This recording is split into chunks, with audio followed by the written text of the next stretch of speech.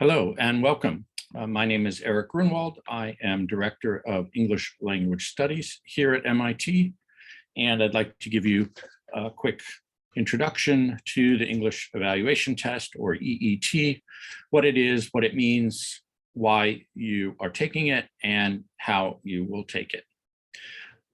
If you would like to see more about English Language Studies, you can visit our website here.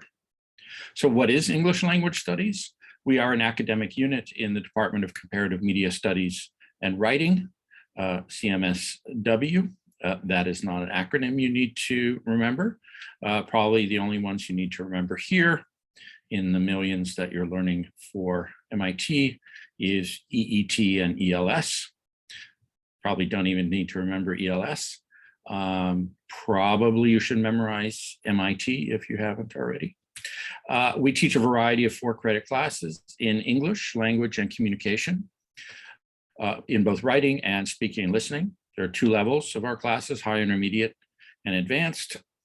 We teach academic and professional writing, listening, speaking, and pronunciation. And we teach both of those in different contexts. For example, giving a conference talk, writing your thesis, teaching a class, etc. All of those have different expectations and requirements associated with them in the Anglo-American context. We also administer the EET every August, the end of August, to about 220 to 280 international grad students arriving. Again, here are some course, our URL for course descriptions and other information. What is the EET? It is an evaluation of your English. Normally, when we hold it in person, as we did before COVID, there were 4 parts: a listening section and a reading, grammar, and vocabulary section. Both of those were 30 minutes. They were standardized. You had a recording, you had a bubble sheet, multiple choice questions scored by computer, etc. Then there was a writing task for an hour, and a short interview of 10 minutes in person with one of either myself or a colleague. This year, because of COVID, continuing cases on campus, new variants popping up, we're again doing a shortened online version. There will be the reading and writing task and a short interview on Zoom. Writing task will be 1 to 2 hours. Be active on the Canvas site from August 25th through the 28th.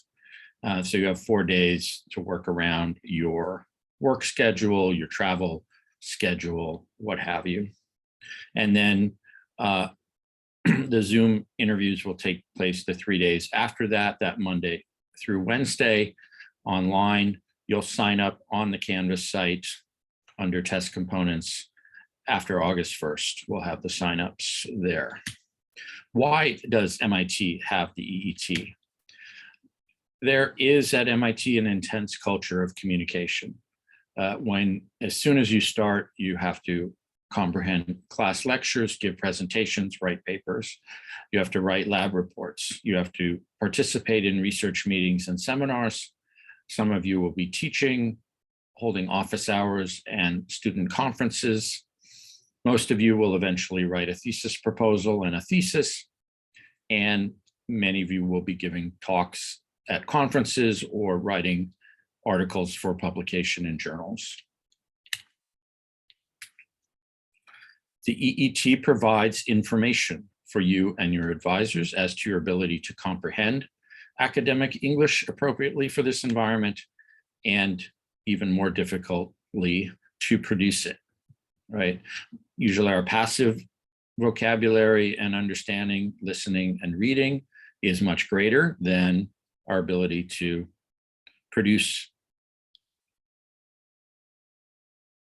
coherent, grammatically correct, lexically accurate statements in a second language. And that was true when I went to live in Berlin right after college. I had 3 years of English in high school, 3 years of German in high school, a year in college. I traveled to Germany many times with my soccer team, stayed with German families. So I graduated from Stanford thinking, oh, I speak German. And I got off the plane in Berlin, and boy, was I in for a surprise.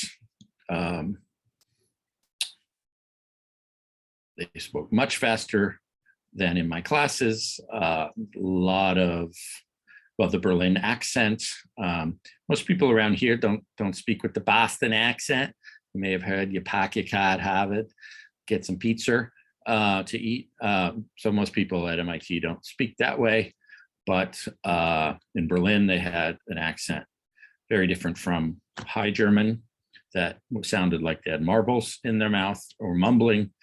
And yeah, I asked, excuse me, as many times as I could before that became embarrassing. So we want to make sure that you can produce and receive English and are fully equipped to participate and achieve to the best of your ability while you are here. Who takes the EET? All new grad students whose language of instruction from ages 6 through the end of secondary or high school, what we call K through 12, kindergarten through 12th grade, was not all in English. So if it was all in English from kindergarten through high school, you don't have to take the test. If it wasn't, if you missed any of those years that weren't, any of those years weren't in English, you do have to take it. 40% of MIT grad students are international. Many have had English as the medium of instruction for all those years.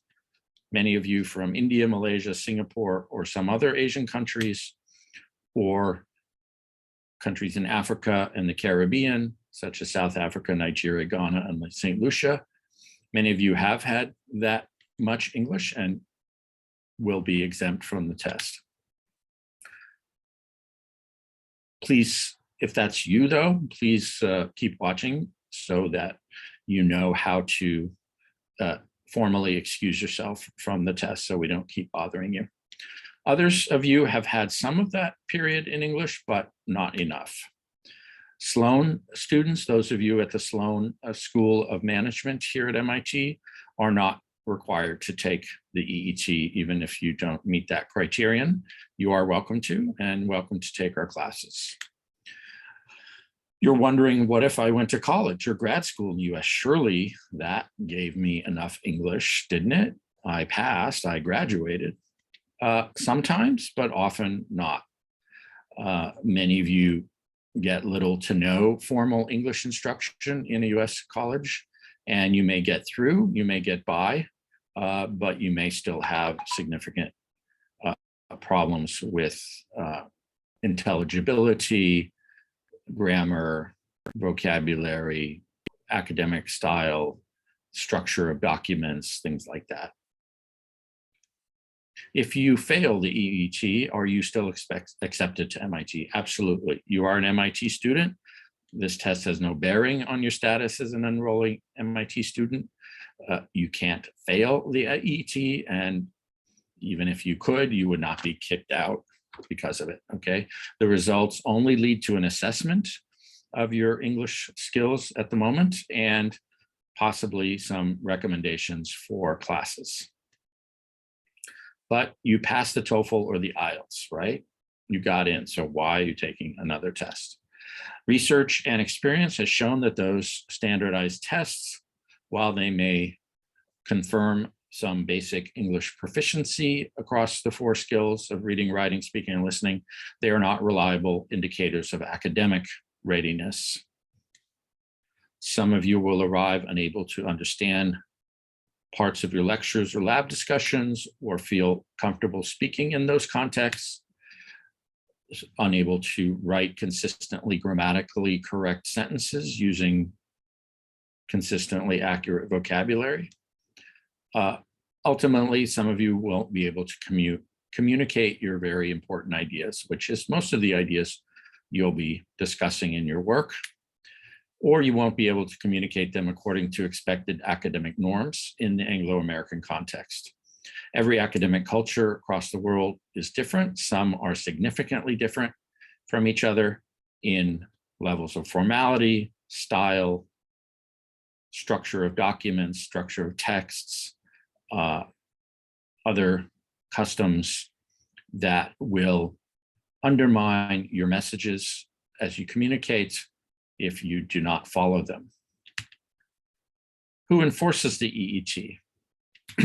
Not me, not my group, okay? I am not making you take the test.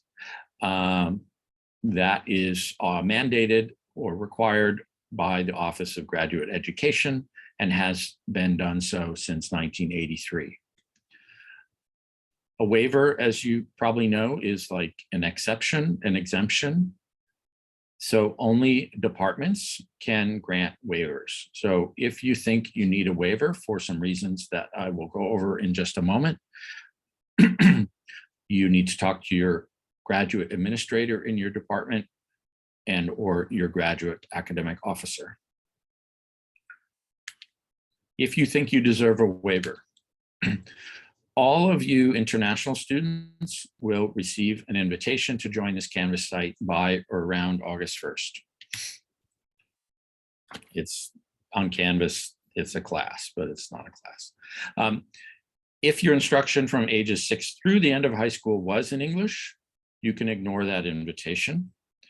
You should tell your graduate administrator, and you should let my colleague Jesse Chancellor know if you don't want to be bothered anymore by the Canvas site.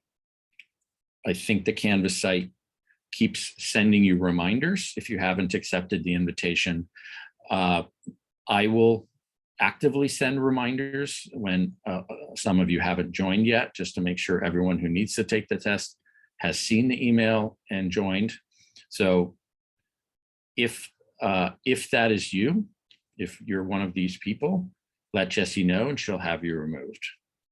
Others, if you think you deserve a waiver because you had instruction in English for much, but not all of that period, ages 6 through high school.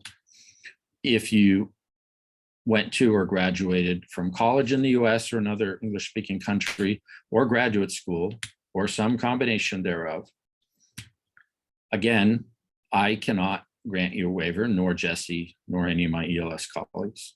Okay, you need to go to your department, ask the administrator. If you are granted a waiver, try to get them to give it to you on paper or send it to you in email and forward it to me. I will then remove you or have you removed from the website, and you never have to talk to me again. It's sad, but we'll get through. What happens with my scores, your scores? We will send results and recommendations to you and your department, your scores, and any class recommendations we think are appropriate. Departments at MIT have different policies about this. Okay, so you and your department will decide whether you should or must take any classes that we recommend. Some of you will be recommended for no classes. And you'll decide when, if you need to take them, when you should. The high intermediate classes, we strongly recommend you take the first year if you are recommended for those, because those mean you may be having significant difficulty participating at all in a lot of activities. The advanced classes, usually we recommend second year or after. So what next? Again, watch your email over the next few weeks for an invitation to this Canvas site by or around August 1st. Accept it unless you meet those conditions that I just said and get a waiver. And then start with the information summary sheet, do the tasks in order. So on the Canvas site, I'll have the video here in a minute. What was that last year? Oh, that's this year. So here are the dates again. Be sure to read this if you have any trouble accessing the components or submitting the material. Make sure you've logged into Canvas and have accepted the invitation. And then you'll either go here or modules, the same thing. Canvas is the course management software that's used mostly at MIT. And then you'll have 3 tasks. Be sure to do this first. In fact, I've set it up this year so you can't do the other things. You have to do them in order. That's so you don't forget. If you don't have a summary or information sheet, it makes life a real headache, and you don't want me to lose the rest of my hair. Then you'll come here and sign up for an interview. When this is active, you'll see a bunch of little rectangles here. You'll have the 3 days and then various times that are available across 10 minutes, and you'll just click one of those, put in your name, and you'll be scheduled, given a Zoom link, and you'll be good to go. And you'll be able to change it if something comes up. We should have more slots. We should have more spots than people who need to take it. So you should hopefully always be able to find a time. And then eventually, once you've done that, then the writing task again will become active. Ignore that date, it's not set up. August 25th through the 28th. So how can you study for the EET, or can you? The best thing you can do, I can't send you any practice tests, but you can practice your English every day, informal stuff, semi-formal, movies, TV, radio, podcasts, TED Talks, Nova, Science Now. That should be a capital N. Great show. Read fiction, nonfiction. Young adult in English. If you get really high-level books like William Faulkner or Jane Austen or Charles Dickens, many of you will have to, if there are more than 5 keywords on a page that you need to understand the general idea of a text, your first few days, you'll probably look up a ton of words and not have a lot of fun, and you'll stop doing it. And again, I speak from experience in Germany and Italy.